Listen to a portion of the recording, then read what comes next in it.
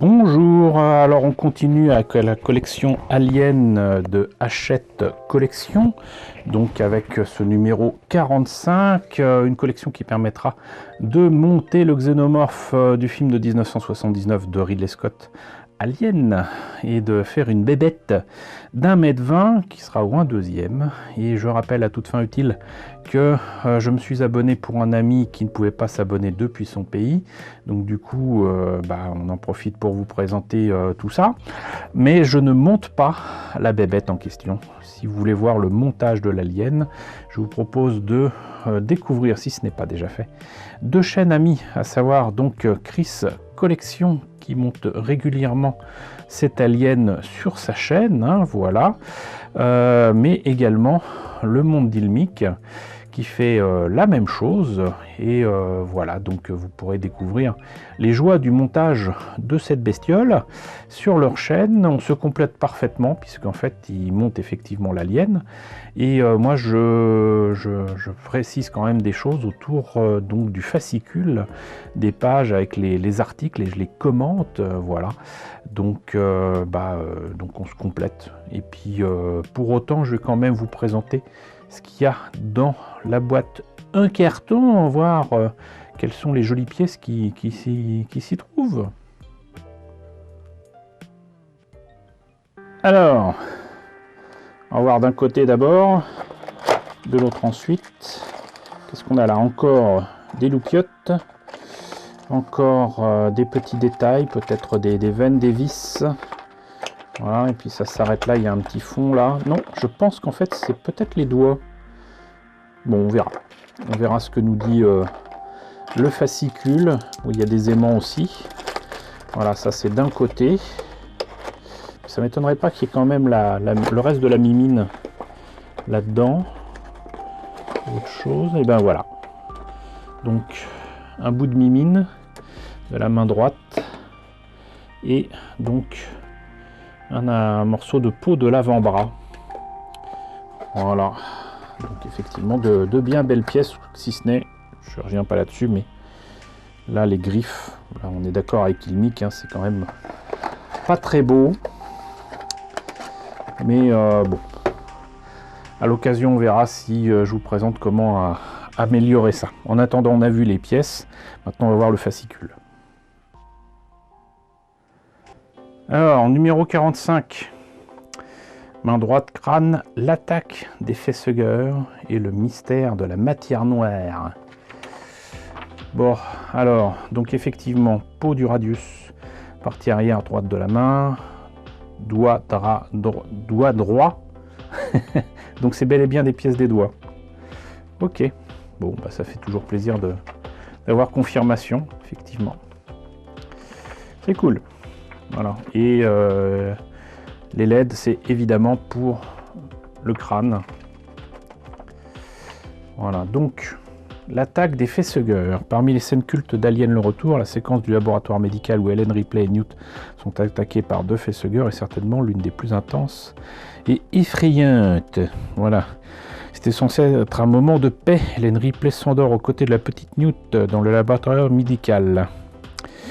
Ok, il court, saute, s'accroche. En s'attaquant à la suite d'Alien, James Cameron comprend que le premier film contient des éléments qui ne demandent qu'à être maximisés. Les facehugger sont de ceux-là.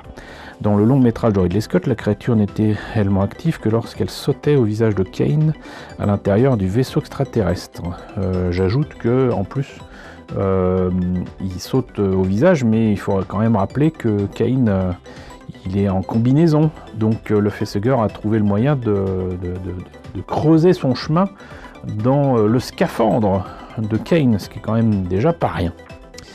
Et la marionnette utilisée pour le tournage ne disposait d'aucun élément motorisé. Dans Alien le Retour, et plus spécifiquement dans cette séquence, Cameron a besoin de facehugger capables de courir, de sauter, de s'accrocher au visage de leur proie.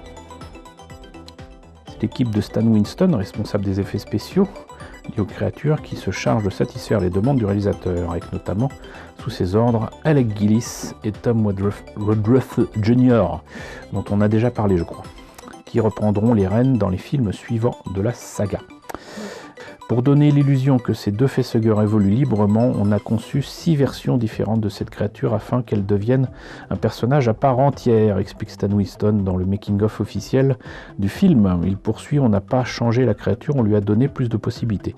Deux facehuggers avaient des pattes complètement mobiles, ils rampaient et bougeaient pour tenter d'atteindre Newt et Ripley. L'action est rendue possible grâce à 6 ou 7 marionnettistes qui actionnent les pattes, ça faisait un sacré paquet de câbles. Quand Sigourney Weaver essaie de s'en débarrasser, elle a un tas de câbles dans sa manche. L'un des effets les plus impressionnants de la séquence reste la façon dont les monstres se déplacent au sol pour obtenir un mouvement des pattes à la fois réaliste et effrayant. Cameron imagine un design simple basé sur le principe des cams. D'accord, qu'est-ce que c'est là? Pièces munies d'une entaille pour transmettre ou transformer un mouvement. Bon. Ok. Amélioré ensuite par Rick Lazzarini. C'est comme un jouet qu'on tire, témoigne Alec Gillis. Il contient des poulies parcourues par un câble à l'intérieur du corps. En tirant sur un autre câble, on fait tourner les poulies, activant les cams et provoquant l'activité des pattes. Ok. L'obsession du détail. À l'écran, le résultat est bluffant. Pourtant, James Cameron n'est pas toujours satisfait. Les images obtenues des images obtenues par son équipe, ainsi pour un plan où un facehugger est censé sauter du haut d'un meuble directement vers la caméra, supervise la prise de vue, se montre frustré par le résultat. Je l'ai fait en 10 secondes pendant la préparation, ça marchait, je l'ai filmé en vidéo, dommage que ce n'était pas du 35 mm, dit-il au technicien qui doit tirer le câble qui actionne le facehugger. Avec un nouveau test, il n'est toujours pas convaincu. On dirait un poisson volant, pas très convaincant. Je veux que tu tires de manière à ce qu'elle ait l'air de sauter. On ne dirait pas qu'elle saute. L'obsession du détail, voilà certainement le secret de la réussite d'Alien, le retour. Ok, l'affaire à l'envers. Oui, il y a des scènes qui sont à l'envers. Pour cette scène des facehuggers, ça se voit d'ailleurs, James Cameron a recours à l'un des plus vieux trucs du cinéma, le filmage inversé, qui consiste à filmer une action dans un sens puis à la projeter en marche arrière. Ainsi, le passage où un facehugger court vers Ripley, saute sur un pied de table renversé par l'héroïne, puis se projette vers son visage, est découpé comme suit. D'abord, la créature comportant des pattes animées se déplace et s'arrête à un endroit précis.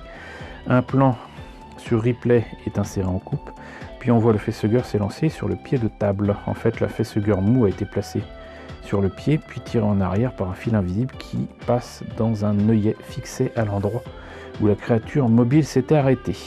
Repassé à l'envers, l'image donne l'illusion que le monstre se propulse en avant, puis coupe invisible enchaîne sur un plan du même facehugger mou, cette fois-ci tiré vers la caméra.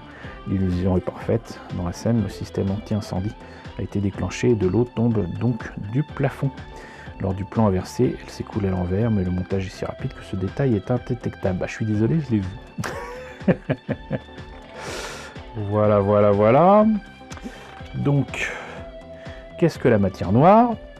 On s'en fiche. Voilà. Parce que, encore une fois, c'est un sujet qui n'est pas abordé dans Alien. Voilà, je ne doute pas que ce soit passionnant, mais bon, c'est pas dans Alien. Voilà, bah écoutez, c'était le numéro 45 de la collection Alien. J'espère quand même que la présentation de ce numéro vous a intéressé. N'hésitez pas à me dire ce qu'il en est dans la section commentaires. N'hésitez pas à liker, n'hésitez pas à partager, n'hésitez pas à vous abonner si ce n'est pas déjà le cas. Coucou aux nombreux abonnés qui nous ont rejoints ces derniers temps. Bienvenue ici, coucou aux grands anciens qui me suivent depuis 6 ans. Merci à tous de votre fidélité, merci à tous de votre soutien sur Tipeee, sur Paypal. Surtout prenez soin de vous. Je vous laisse avec la liste des contributeurs de la chaîne et je vous dis à très bientôt pour la présentation du numéro 46.